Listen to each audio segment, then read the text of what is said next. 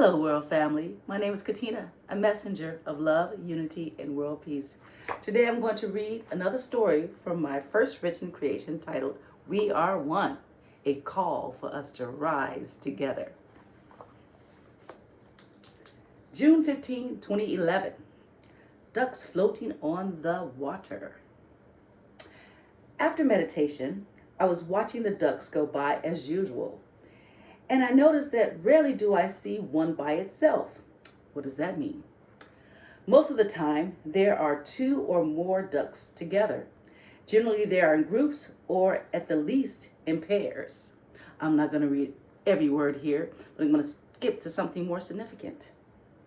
Our vibrational energy waves radiate outwards, touching, intertwining, and influencing all that is around us.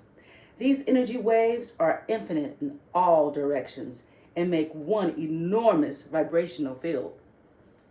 Most of us are not even aware of this amazing phenomenon that we manifest together.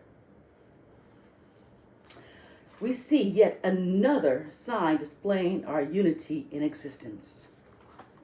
Let this message move you. Stand in love, move in unity.